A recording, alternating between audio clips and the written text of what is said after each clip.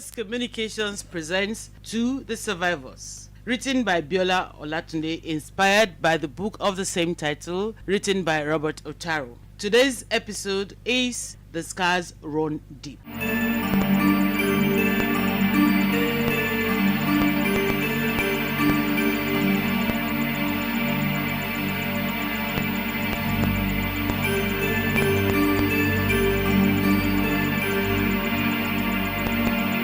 My name is Biola Olatunde. When we are hurt, a lot of people assume that we can move on as soon as the immediate hurt has been treated. For the survivor, emotional trauma does not blow over as soon as the immediate physical pain has been taken care of. Welcome to the survivors. I hope we are learning something.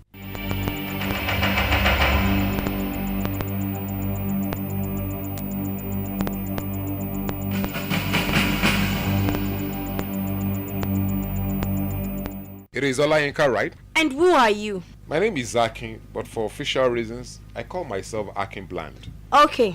You have not said your name. What is in a name? You can call me whatever you like.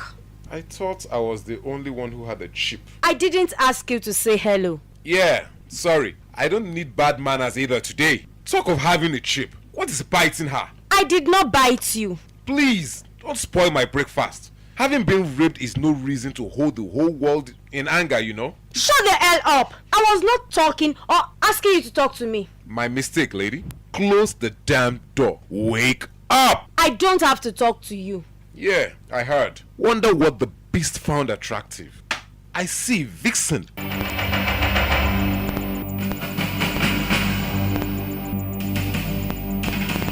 What the hell is going on here? This female here fancies her chances as a champion. She just slapped me. The gorilla was rude. Both of you need a boxing ring, and I'm looking for my wife. She went to see Inspector Edwards. She said I should give you this envelope when he comes. Did she also ask you to fight while she was away? Sorry, sir. I found her sitting morose and started or attempted to start a conversation. And she simply went... Bananas? She does not like to see any male folk right now. Right, Olayinka? I am sorry. I understand. Not all men are beasts, you know. You will need to give yourself time to heal and see the world properly. Akin is a nice young man. I don't think so. I am sorry, Olayinka. What I said was silly and unforgivable. I'm having a bad day myself. So, apology all round. It is okay. Will you promise not to kill yourselves before my wife comes back? I have to go. Yes, sir.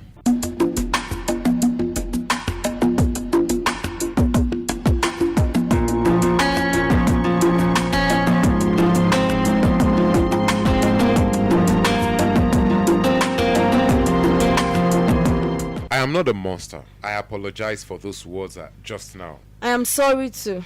I feel like I should just shoot every male I see sometimes. That is exactly how I feel too. Wow. Why do you want to shoot men? Don't really know why, except that it feels better than wanting to commit suicide sometimes. That is also silly. It does not matter, does it?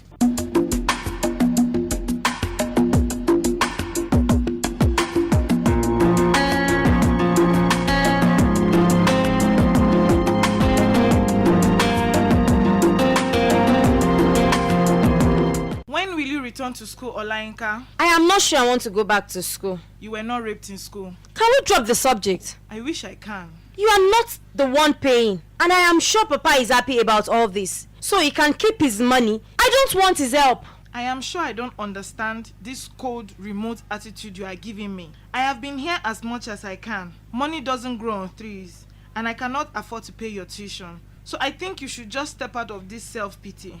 Mom, did you hear me? I am not going back to your husband's house. He can save his damn awful money. Have you ever wondered if that beast has made me pregnant?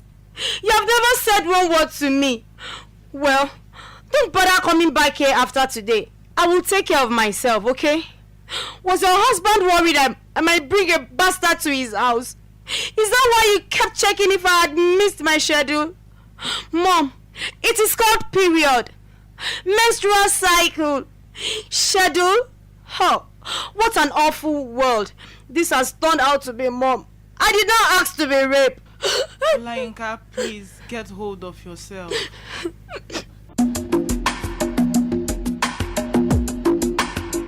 Mrs. Olaniyan, what is the matter with Olayinka? Where in heaven's name did I ask for this kind of misfortune? Your daughter is not a misfortune. In the threads of life, she is a gift from the Creator, a help, a lesson, or a blessing according to what you have asked from the Creator. But what is the issue now? I see she ran out weeping. She's not emotionally strong yet to face even normal things. She needs time. Mrs. Roberts, is Olayinka going to get pregnant? I don't know, Mrs. Olaniyan. We gave her all the necessary first aid. Please, you should make sure of that. It will be impossible to bear. Impossible for you or for your daughter. There are so many factors we are watching and trying to ensure that she's safe from. We don't know if our rapist has any sexually transmitted infection he can transfer to her. He may be HIV positive, which is why we need help to be able to arrest him. We need Kunle's assistance to take us to your daughter's rapist. I understand delegations are being sent to you appealing for your forgiveness. That is all very well, but consider what is right for your daughter now, madam. It's not my fault too. Why does she keep blaming me? She allowed herself to be raped. That is not true, ma'am, and you know it. This is a nightmare and I want to wake up. Please, madam, what actually happened here? Olayinka says she's not going back to her university. Can you imagine what she's bringing to me? Now my husband's wife is strutting all over the place, singing stupid songs, implying that nobody expected much from us anyway. Wait. I thought you said you didn't live with them anymore. I went to sympathize with Olayinka's father, and of course... You went to sympathize? It was not him that was raped now. Don't you see? If I don't go, he would think I'm in support of what Olayinka has done. What has Olayinka done? Are you blaming your daughter? Can't you see? All I can see is a mother blaming her own daughter for getting raped. Forgive me, madam, but I completely fail to see your point. I don't expect you to understand. I can't afford the tuition fees for Olayinka in the university. And it is important for us to handle this well. It is not written on her forehead that she was raped. Besides, she needs the education so she can get a job and help me with her sisters. At the rate that second wife of my husband is breeding boys, she will soon have a football squad ready. There's no likelihood my daughters will be given any attention. But what about Olayinka? What about her state of mind, which could last for years? Or even for the rest of her life? What about the trauma she's going through right now? She almost beat up another person today in the office because it was unfortunate to be male. She has deep anger and she needs to understand why she's so angry. Can't you guess, Mrs. Olaniyan? No, she's usually an easygoing child. I thought so. There are so many things she may be handling right now, ma. She can become quiet, withdrawn, or lash out in rages that will upset her later. She still needs to discern that not all males are rapists, that they are decent men. Inspector Edwards has been trying to be helpful, whether we like it or not. The police has every intention to prosecute a friend of Kunle. Will there be an end to this? I wish I can be definitive, ma, but it depends on a lot of support we give her. One of the reasons she wants to avoid is the stigma she's going to face. It is very strange that a survivor of rape is stigmatized by the same society that affected the rape. Who should we really stigmatize? The survivor or the rapist? Mrs. Olaniyan, the scars a rape person will go through run really deep. Sometimes I feel the pain of Olayinka. I know what she's going through, really. Because you see, I know about rape. I know about carrying in your belly the seed of rape. You see, I tried to love her, tried the best I can to accept that things will be better. I just live in a nightmare, Mrs. Roberts. You see, I think the Lord Almighty wants us to break the constant circle we surround ourselves with. When the fruit is bitter, we should look at the seed and learn from the bitter fruit how we brought it up or where we planted the seeds. I need as much help as Olayinka does. May I look for her to say goodbye? Goodbye? In a manner of speech. Of course I will come back. Okay. Let me go fetch her. We are seeing the doctor today and, by the way, her periods came last night. So you don't have to be worried that she might get pregnant. I praise the Lord. Oh. You didn't even share with me. Mother, you wanted to see me. I hear you are going to see the doctor. Why? I think it's his routine check. I would like to come with you. So you can tell the doctor what a nuisance I am again. I might just add that. Can we start again? Can we be friends?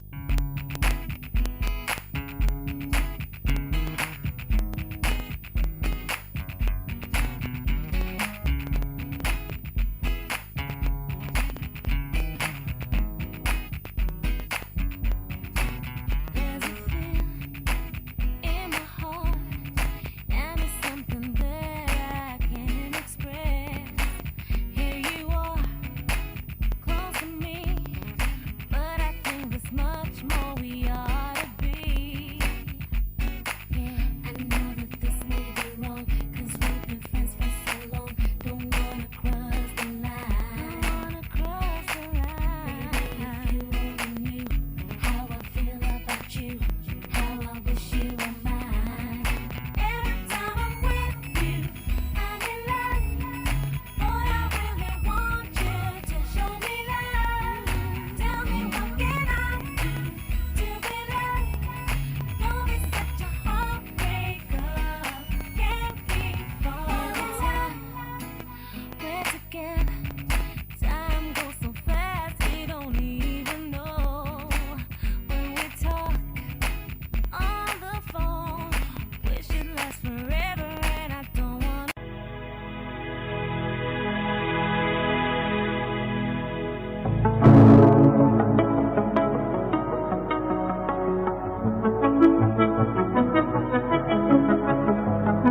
To The Survivors, a program on rape, sexual violence, and domestic violence. It will come up every Wednesday from 12:15 p.m. to 1 p.m. on this station, Breeze FM 91.9. Tune in, send your messages, be one with us. Rape is a stain on humanity. Let's stop and act against all issues of rape.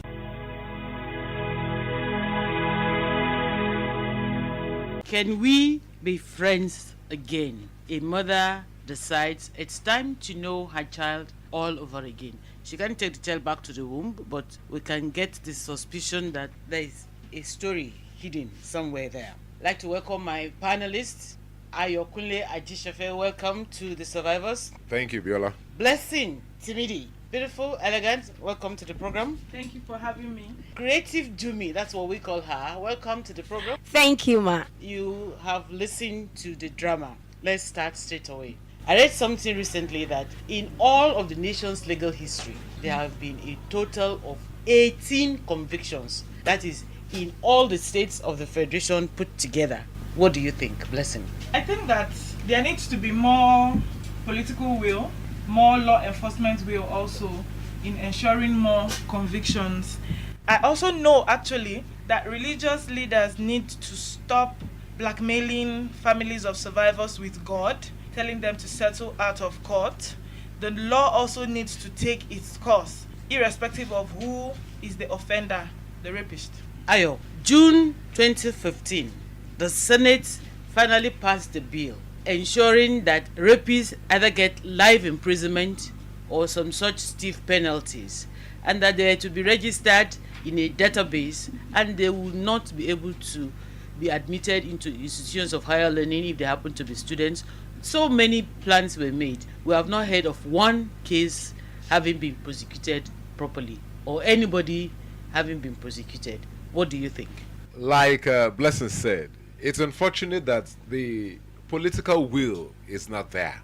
I don't intend to sound political, but when our leaders are not interested particularly about something or have not been affected directly by some things, we don't take it seriously. They take it with levity. And that's what is happening concerning rape. Every day we have rape cases all over the country, and then so far we have 18 convictions. It's sad to hear. So I think our governments, the legislatures, the law enforcement agencies, and the judiciary, they still need to do more. Let's bring these people to justice. Let us do what is right, not because of today, but because of tomorrow. Today, your child may be safe, but tomorrow they will not be safe. Personally, I also think that states should adopt works for them I think we also need to look at what Lagos State is doing in the aspect of domestic and sexual violence through the private and public partnership, where the Office of the Public Defender works closely with the DSVRT and the Mirabel Center. So they also run their investigations and ensure that the case goes to court. Just last week, a man was sentenced to prison, I think 14 years thereabout, for raping a small child. I think she was 4. And it's a welcome development. States really need to look at what other states are doing. I know that Ekiti State has a sexual offenders register, which is something that other states should also imbibe. So if there's an accusation, the person's name gets there. It's only removed if the person has been cleared of all charges. It helps to know the kind of people we are moving with in the society so that we can protect our young ones. Raping a 4-year-old, what on earth are we going to give as a reason? Creative. Thank you. I can say the 4-year-old That was attracting him, maybe. I think it's maybe due to rituals, which people do say that, okay, oh, maybe he wants to use the child for ritual, for money ritual, or use the virginity. I don't know, but I don't even know. Because the thing is, it's absurd. It looks somehow very, very cruel. It's not just cruel, it's worse than cruel. A bit relieved to hear what is happening in Lagos State and in Ekiti State. I don't know what the situation is in Ondo State. I think I should try and find out. Okay. I hope maybe if they are listening to us, we would like to know. I do know that at one time, the present governor of the state stated very clearly when he visited the Ministry of Women Affairs that he will not condone sexual violence, rapists, and that the law will be allowed to take its course. But then, which law is he talking about? Is he talking about the federal laws passed by the Senate, or is he talking about a state law? Yes, you have something? I think the state governments should also involve themselves in massive campaign. The one they did in Lagos State, I remember being a part of one of the campaigns to really speak out against domestic violence. I Because think Ambode himself took a walk. There was a Yes. walk. Yes. Yes. There was a walk Ambode participated in that participated said real men don't rape. Yes, real men don't rape. And then there's an idiot, I'm sorry to use that word, who said rape is not a sin. What should we do with that person? Castrate him or what? I think we should call that person, and can we say he is not that orientated, or I don't know. In cases like that, that kind of person should be investigated, because people make statements from their realities. We really need to investigate such a person to either know if he has been a rapist or if he has been aiding and abetting rape. And coming down to Ondo State, there is need for more partnerships with The all Ministry sectors. of Women Affairs. Yeah, the Ministry of Women Affairs. It is so hard getting them to partner with you on issues like this. The police too, the bureaucracy is so crazy. You have to, everybody saying, oh, it's not me, it's not me. They're passing you to the next person. Even the first gender unit representative in Ondo State is not all that helpful. So we really need to have this private-public partnership to bring about, because Ondo State has one of the highest statistics of rape in Nigeria. There's hardly a week that you don't hear of such things in Ondo State, and it's tiring for many of us who are advocates, because whenever you want to take this case up, in fact, by the time you get into the police station, they'll be like, you don't come again, what to today, you only rape, and then they keep passing you from one place to the other. Sometimes even family members of the survivors are not interested in pushing on with the case because of the attitude of law enforcement. Most times law enforcement will even tell them that better settle this thing out of court. We will help you collect money from the perpetrator, settle it out of court. We should not be so. We really need to work on that in Ondo State. When the governor first came into office, he launched a child abuse helpline. I'm sorry to say that every time I have tried to call those lines, nobody picked. I have called a couple of times and nobody has picked. So how am I supposed to get across to the relevant MDAs? they went on break. That means the lines are always on break. If the hotlines are never reachable. I don't know. It's not even a laughing matter, but it's so ridiculous that that's what happens in this country. When something is organized by the government is anonymous, is faceless, and you never get a reaction from them. And when you go there, they now turn back on you and say, no, you go report us for radio. Go and sort the case out now on the radio. So sometimes you need to mix in quite a lot of diplomacy tough love just to get them to talk. And also, I think parents of the victim at times are also very careful. They have this conscience that I don't want her name, the family name, to be dragged into mud. like in Olayinke's case. Yes, and Because the this truth is, the name of the family will always be dragged.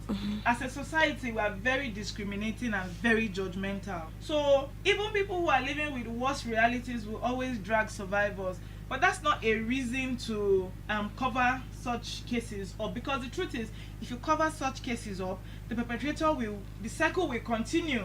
It will keep happening to other people. Clamping down on perpetrators ensures that the next person is safe. And we also need a lot of enlightenment that rape is not the victim's fault. A rapist causes rape. It is not the fault of the victim. I think if people come to the realization, stigma and discrimination will reduce greatly around issues like this, and people will speak out more. But I also know that one key theme is law enforcement, because law enforcement agencies are like the most people that cause secondary victimization. When you go there, they say, waiting you wear safe, waiting you find, go there. You know, all those things. People don't want to relieve those painful experiences by those questions that are being asked, so they'll rather just deal with it in their own way than going to seek justice. When you look at the fact that a survivor goes through one primary emotion at the beginning, the inability to enforce her no. She gets slapped, she might even get killed. There's a story a couple of weeks back where the driver of a factory, pure water factory, toasted the accountant. I'm not talking about class problem. I'm just talking about one man to another woman. She said no severally, ended up being strangled to death while the driver was trying to effect his passion. When he realized that the woman was dead, he attempted suicide. 2 lives have been destroyed for a passion that at best will last you 10 minutes. If the girl said no, for goodness sake, check the girl next door or another girl. Or what do you think, Ayo? A visitor brothel, for crying out loud. Something keeps coming to mind when people talk about rape. Most people have read the story in the Bible of Dinah, the daughter of Jacob, who was assumed to be raped, because for me I didn't assume it was rape, was assumed to be rape, and the brothers Simon and Levi took it out on all the men in the community and killed all of them.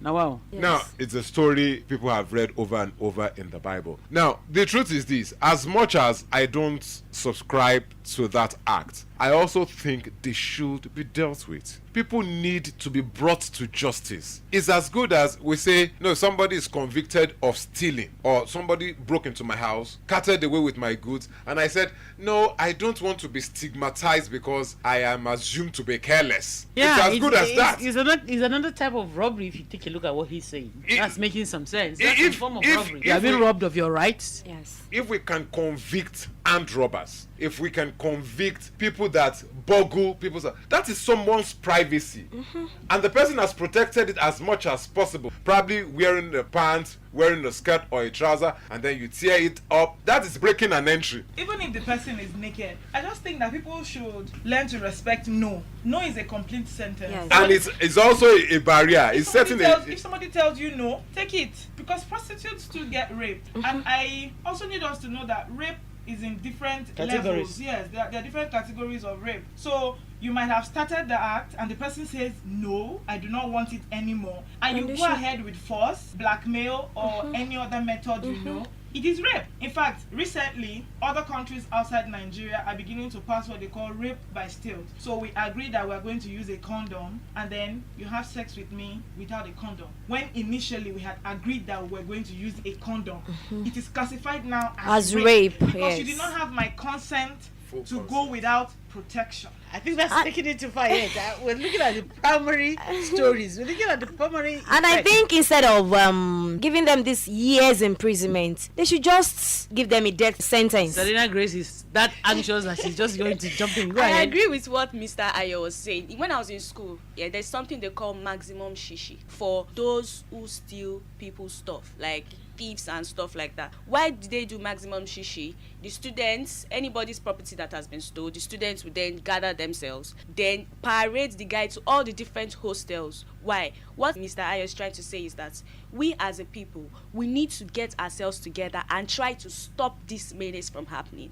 If we don't ourselves on our own, try to even actually really think about this, that this is really bad, and then find a solution on ourselves. Nobody is going to think about us. Let's come back Nobody to the will. law enforcers, as Yeah. Blessing is stressing for us today. Law enforcers tell you that a lady who is raped has to show evidence of laceration of her private part. Do you mean you now go to the police station and open up yourself to convince the police that you have actually been raped? I've heard, seen, or witnessed cases in which the police officers, like Blessing said, will start laughing. So you went to his room. So he took off your clothes. What did you say? Like they tease you, and the lady who is stupid No, enough. sorry.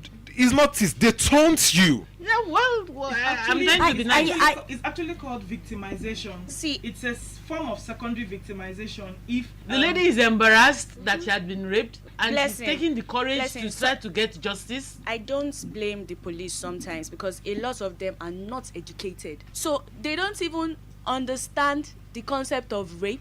Do you understand what I'm that is trying why to there say? is a first gender unit in all police stations. There is a first gender unit. So the first gender unit acts on issues relating to gender-based violence. So the first gender unit is supposed to take it up. If you're raped, police always say, come the way you are to the police station. The way you were raped.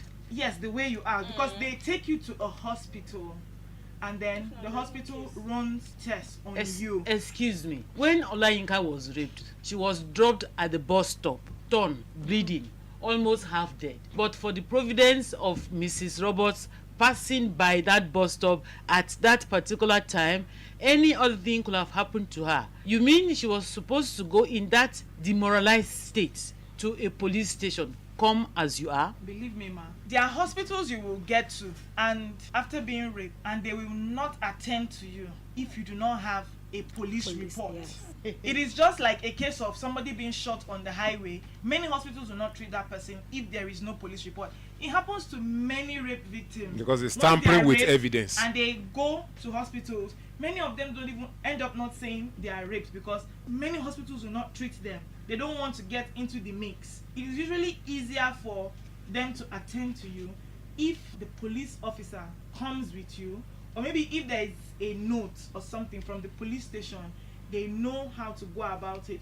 Although there are designated hospitals that I know that I don't know about Ondo State here because everything in Ondo State is shrouded in lots of secrecy. But when No, I- it's not secrecy, it's bureaucracy. Okay, bureaucracy. You have That's to a better follow word. the protocol. That's a better word. But when I was in Abuja, there are some hospitals that, as a rape victim, you can get there, and then the hospital will call the police that a Better. rape victim is here. Yeah. That makes it easier. So you don't have to maybe travel down to Gariki and now have to come back.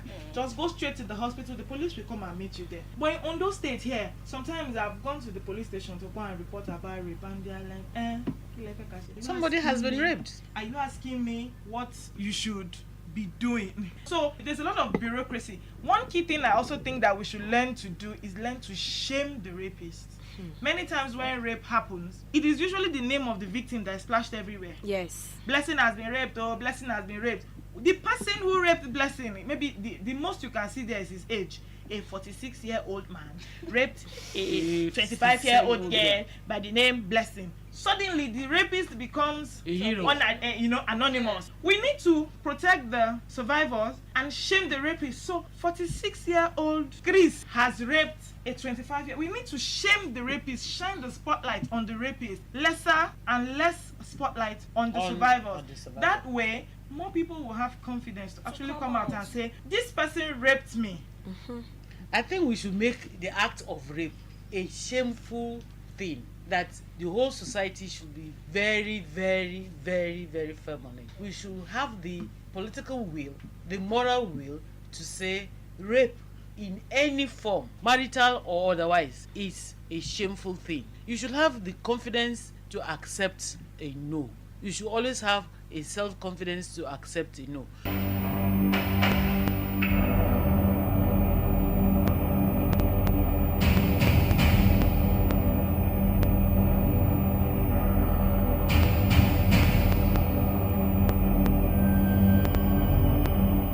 But we are still talking about the survival. Now we are back and we're still on today's episode of To the Survivors. I've been talking to my very beautiful panelists. We have not finished. I just want to let you know that if you do have comments to make about this particular program, don't forget the number is 0803-472-3894. You could always talk to us, and I'll be able to pass your messages on to the rest of the team, to the survivors team, as well as particularly to our barrister and also to Blessing. She's an activist on gender issues, particularly on female violence or any sexual violence of any form.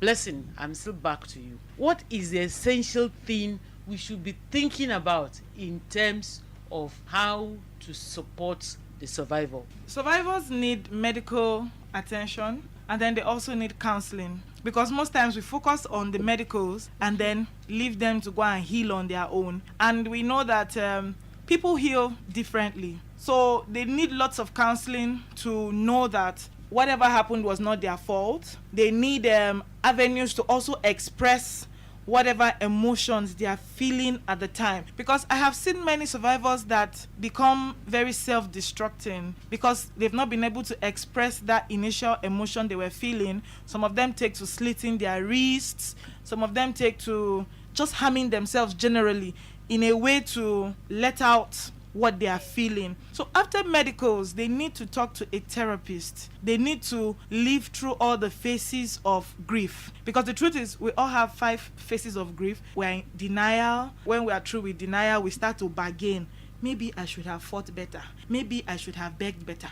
Maybe I should have worn trousers. Maybe I shouldn't have gone out, We all live through 5 stages. The last stage is acceptance. So most times, survivors don't go through the remaining 3. They just start at denial and then they fly to number 5, acceptance. But you have to go through the remaining 3. You have to bargain. You have to ask yourself, oh, okay, then you have to get to the point where you realize that, but it was not my fault. Then before you get to the end and say, okay, rape has happened, I have to move on. But most times they are in denial. What just happened to me? How did this thing happen to me? And then they fly to, oh, okay, it has happened. And so those emotions that should have been shared, that should have been let out, they will eventually come out, and then you either take it out on someone or on yourself. So aside medicals, which are not even really available. Now Lagos State is a very, they are not doing so much, but they are still the ones doing a lot compared to every other state in Nigeria. In Ondo State, there is really no medical anything. No. If you take a rape victim to a hospital, they'll be asking you, what test do you want us to run? So that's why PPP is very important, the public-private partnership. Everybody needs to know that they are stakeholders in this. So as we're running medicals for the survivor and we're pursuing the case, they also need to know that somebody is following up on this case. We're not just letting it go. It also helps people heal. I've heard many survivors say, the fact that I knew that somebody was going after my rapist helped me calm down. So anytime she wanted to stab herself or slit her wrist, she remembers that there is somebody who is tracing my rape victim, that is following up on him, that is trying to nail him for me. It gave her some form of succor. That's the word. Give her some form of succor. Then therapists, they need to have that psychological help. Counseling, it is very key. They should talk to certified therapists that will talk to you, help you go through all the stages of grief, so that by the time you're integrating yourself back into the society, because the truth is, the society never waits for anyone, Yes. irrespective of what has happened to you. So they need to see a therapist, so that by the time they are integrating themselves fully back into the society, they have lived through all those emotions, through all the trauma, they have lived through it. They are expecting your own reaction out there. They're expecting that you will stigmatize them, but because they have lived through it all, they don't care.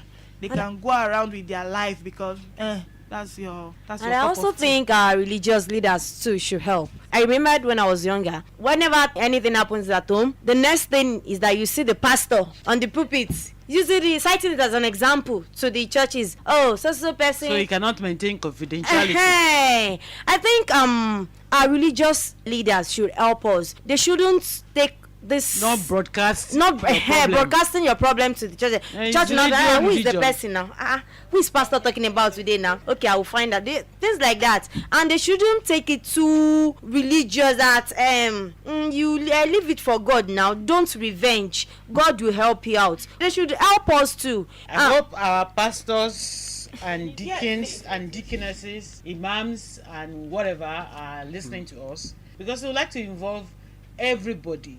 Everybody is a stakeholder in this program. That's the reason why we are talking here. It's not so much because we want our voices to be heard, it's because we want our pain to be understood. Not that we are survivors, but we want to work for those who have survived. Let me just say this. You know, when I did a rape advocacy video the other time, I put a quote. When we look at all brother, mother, father, all have her at the end of those words. So when you rape her, you don't just rape her. You're raping the father, the mother, The sister. and the brother. If you look at it, it's only the lady that doesn't have again. Yes. So let us put conscious effort to ensure that we support these survivors so that they can make it through. If we are not there to give them a support, if we are not there to be the shoulder they can cry on and believe that we can be there, like Blessing has said, not all of us would have meet a therapist immediately.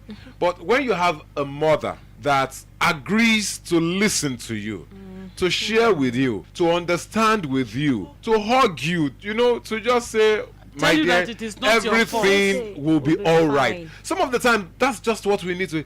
Everything will be all right. It will go a long way to help. So even when Blessing had told me a story and she said, my dad told me everything will be all right, and I said, you know, it goes a long way. When we have fathers like that, not fathers that will say, oh, Rori Ebosheri. If you tell my father, he will come to you with a gun. I can tell you definitely that my own father will not take his daughter being molested by anybody. Yes, he was a policeman.